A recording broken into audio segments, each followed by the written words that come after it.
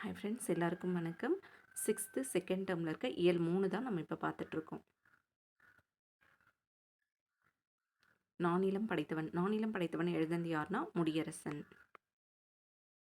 நுழை முன்னில் எதுவுமே இம்பார்ட்டன்ட் கிடையாது. இந்த 2 லைன்ஸ் பார்த்துக்கோங்க. கல்லெடுத்து முள்ளெடுத்து காட்டு பெருவழியை மல்லெடுத்து திண்டோல் மரத்தால் வளப்படுத்தி அப்படின்னா முடியரசன். ஆழக்கடல் கடல்தான் அஞ்சும் சமர்கடந்தான் சூழும் பனிமலையை சுற்றி கொடி பொறித்தான். பண்டங்கள் ஏற்றி பயன் நல்கும் வாணிகத்தால் கண்டங்கள் சுற்றி களமேறி வந்தவன்தான் அஞ்சாமை மிக்கவன்தான் ஆனாலும் சான்றோர்கள் அஞ்சுவதை அஞ்சி அகற்றி விளக்கிடுவான். இந்த லைன்ஸ் ரொம்ப இம்பார்ட்டண்ட், இது பார்த்துக்கணும். பண்டங்கள் ஏற்றி பயன் நல்கும் வாணிகத்தால் கண்டங்கள் சுற்றி களமேறி வந்தவன்தான் அஞ்சாமை மிக்கவன்தான் ஆனாலும் சான்றோர்கள் அஞ்சுவதை அஞ்சி அகற்றி விளக்கிடுவான் முடியரசன்.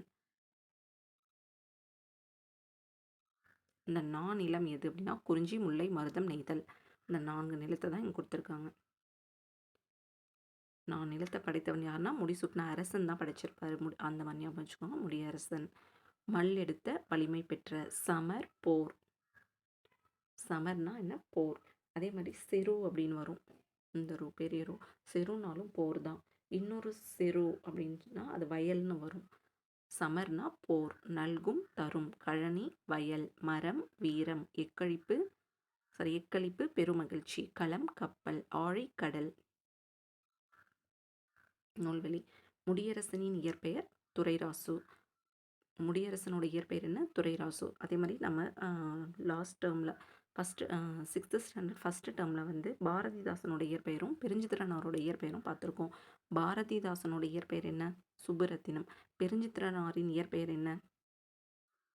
துரைமாணிக்கம். அதே மாதிரி இங்கே முடியரசனின் இயற்பெயர் என்ன? துரைராசு. இவர் என்னென்ன நூல்கள் எழுதியிருக்காங்கன்னா பூங்கொடி, வீரகாவியம், காவிய பாவை. பூங்கொடி வீரகாவியம், காவிய பாவை நூல்களை எழுது. திராவிட நாட்டின் வானம்பாடி. இவரை என்னன்னு சொல்லி அழைப்பாங்கன்னா திராவிட நாட்டின் வானம்பாடி என்று பாராட்ட பெற்றவர் யார் அப்படின்னு பார்த்தோன்னா முடியரசன். இப்பாடல் புதியதொரு விதி செய்வோம் அப்படின்ற நூல்லேருந்து இடம்பெற்றுள்ளது. இந்த நானிலம் படைத்தவன் அப்படின்றது எதுலேருந்து எடுத்திருக்காங்கன்னா புதியதொரு விதி செய்வோம். புதியதொரு விதி செய்வோம் அப்படின்றது யார் எழுதுனது? முடியரசன். அதுலேருந்து தான் வந்து இந்த நானிலம் படைத்தவன் அப்படின்றது கொடுத்துருப்பாங்க. புதியதொரு விதி செய்வோம் முடியரசன்.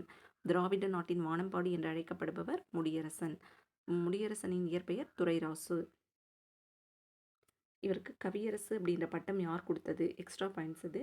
குன்றக்குடி அடிகளார் இவருக்கு கவியரசு அப்படின்ற பட்டம் வந்து கொடுத்துருப்பாரு. கவியரசு முடியரசன் அப்படின்னு தான் சொல்லுவாங்க. இவர் கவியரசுன்ற பட்டம் யார் கொடுத்ததுன்னா குன்றக்குடி அடிகளார் அவர்கள் கொடுத்துருப்பாரு. தமிழ் இது எதை பற்றி கொடுத்துருக்காங்க? அந்த புதியதொரு விதி செய்வோம் எதை பற்றி? இதுனா தமிழரின் வணிக மேன்மையை குறித்து முடியரசன் எழுதிய நூலின் பெயர் தான் புதியதொரு விதி செய்வோம். தமிழரின் வணிக மேன்மை குறித்து முடியரசன் எழுதிய நூலின் பெயர் தான் புதியதொரு விதி செய்வோம்.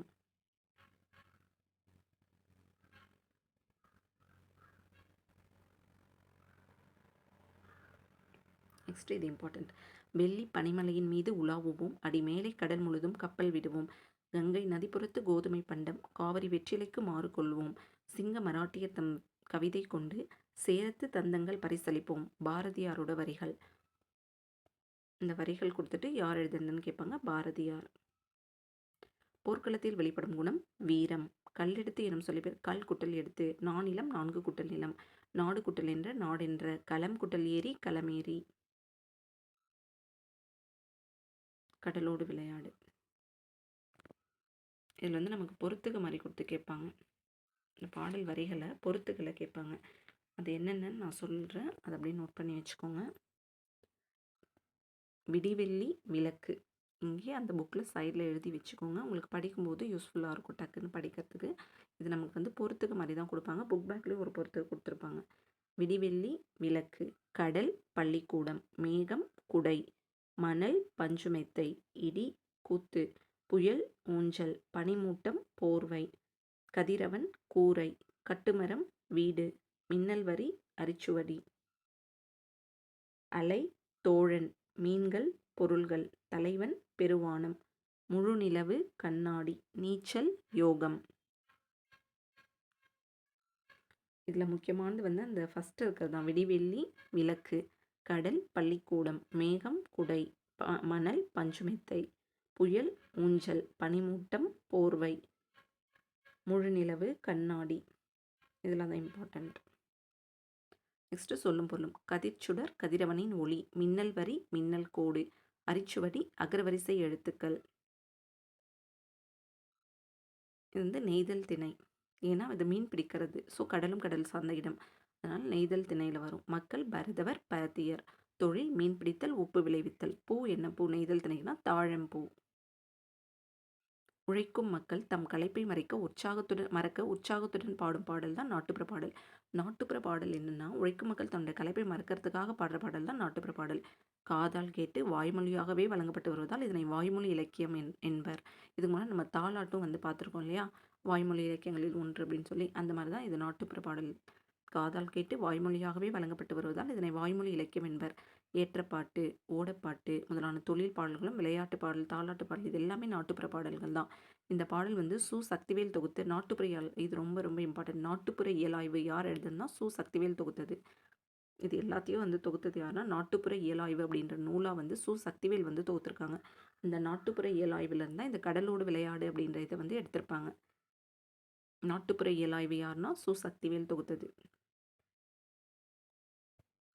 கதிர்ச்சுடர் கதிர் கூட்டல் சுடர். மூச்சடக்கி மூச்சு கூட்டல் அடக்கி. பெருமை கூட்டல் வானம் பெருவானம். அடிக்கும் கூட்டல் அலை அடிக்கும் அலை. விடிவெள்ளி விளக்கு. மணல் பஞ்சுமெத்தை. புயல் ஊஞ்சல். பனிமூட்டம் போர்வை. இது முன்னாடி பார்த்தோம் இல்லையா? பொறுத்துக்க மாதிரி கேட்பாங்கன்ட்டு. அது ஃபுல்லாகவே ஒரு கிளான்ஸ் பார்த்துக்கோங்க. விடிவெள்ளி விளக்கு, மணல் பஞ்சுமெத்தை, புயல் ஊஞ்சல், பனிமூட்டம் போர்வை. நெக்ஸ்ட்டு வளரும் வணிகம். பொருள்கள் விற்பவரை வணிகர்னு சொல்லுவோம். வாங்குபவரை நுகர்வோர் அப்படின்னு சொல்லுவோம்.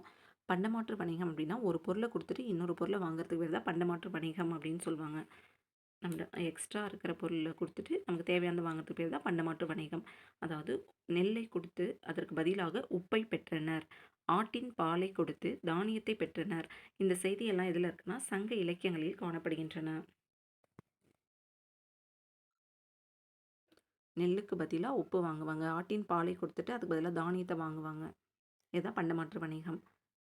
இது வணிகத்தை தரைவழி வணிகம், நீர்வழி வணிகம் அப்படின்னு சொல்லி பிரிக்கலாம். இது இம்பார்ட்டன்ட். வணிக சாத்து அப்படின்னா என்ன அப்படின்னா, வணிகர்கள் வண்டிகளில் பொருள்களை ஏற்றி வெளியூருக்கு செல்லும்போது குழுவாக தான் போவாங்க. தனியாக போக மாட்டாங்க. வெளியூர் போகும்போது குழுவாக செல்வார்கள். இந்த குழுவுக்கு பேர் தான் வணிக சாத்து அப்படின்னு சொல்லுவாங்க. வணிக சாத்து அப்படின்னா என்னன்னு கொடுத்து கேட்பாங்க. வணிகர்கள் வண்டிகளில் பொருள்களை ஏற்றி வெளியூருக்கு செல்லும்போது குழுவாகவே செல்வார்கள். இக்குழுவை வணிக சாத்து என்பர். கப்பல்கள் வந்து நின்று போகும் இடங்கள் துறைமுகங்கள். துறைமுக நகரத்தை வந்து பட்டினம் என்றும் பாக்கம் என்றும் குறிக்கப்பட்டன. துறைமுக நகரத்தை எப்படி சொல்லுவாங்க? பட்டினம், பாக்கம் அப்படின்னு சொல்லி குறிப்பிடுவாங்க. தமிழ்நாட்டின் தலைச்சிறந்த துறைமுகம் எதுனா? பூம்புகார். அந்த காலத்தில் தமிழ்நாட்டின் தலைச்சிறந்த துறைமுகம் எதுனா? பூம்புகார் விளங்கியது. காவிரி பூம்பட்டினம் அதான் பூம்புகார்னு சொல்லுவாங்க. வணிகத்தை தனிநபர் வணிகம், நிறுவன வணிகம் அப்படின்னு சொல்லி பிரிப்பாங்க. இது ரொம்ப ரொம்ப தெரிந்து கொள்வோம்லேருந்து கண்டிப்பாக கொஷின்ஸ் கேட்பாங்க. தன்னாடு விளைந்த வெண்ணெல் தந்து பிற நாட்டு உப்பின் கொள்ளை சுற்றி ஊமனர் போகலும் நற்றிணை. அதாவது நெல்லை கொடுத்துட்டு உப்பை வாங்குறாங்க அப்படின்ற மாதிரி நற்றிணையில் சொல்கிறாங்க. பாலோடு வந்து கூழோடு பெயரும் குறுந்தொகை. பாலோடு வந்து கூழ்னா தானியம். தானியத்தோடு போவாங்க, அது குறுந்தொகை. பொண்ணோடு வந்து கறினா அந்த மிளகு. பொண்ணை கொடுத்துட்டு மிளகை வாங்கிட்டு போவாங்க, அது அகநானூரில் குறிப்பிட்டிருக்காங்க.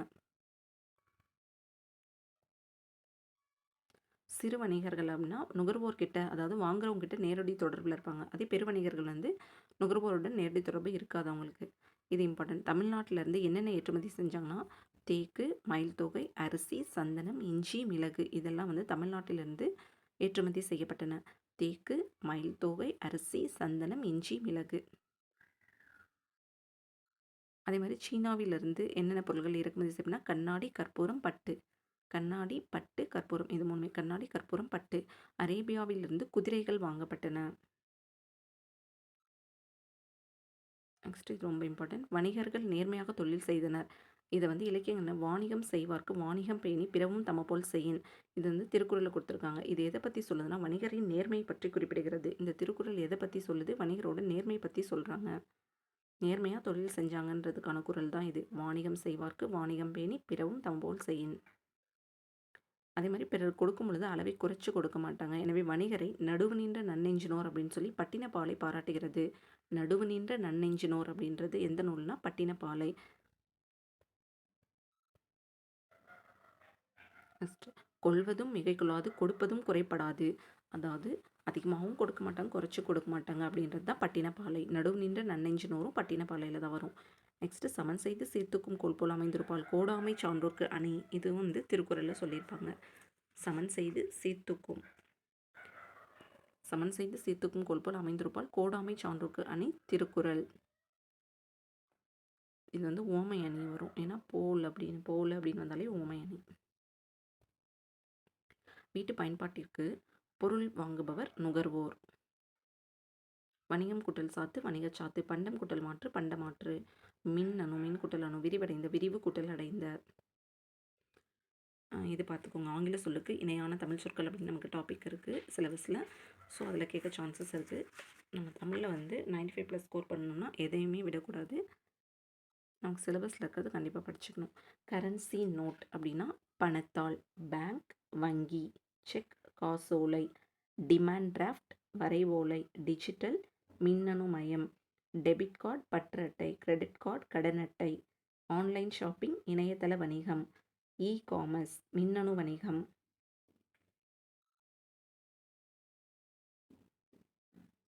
நெக்ஸ்ட்டு உழைப்பே மூலதனம். இதில் ஒன்றுமே இல்லை, ஒரே ஒரு பாயிண்ட் தான். இந்த நுழைமுன்னில் இருக்கிறது மட்டும்தான், வேறு எந்த ஸ்டோரியும் நமக்கு தேவையில்லை. பாடுபட்டு தேடிய பணத்தை புதைத்து வைக்காதீர். இது வந்து ஔவையார் சொல்லியிருப்பாங்க. பாடுபட்டு தேடிய பணத்தை புதைத்து வைக்காதீர், ஔவையார்.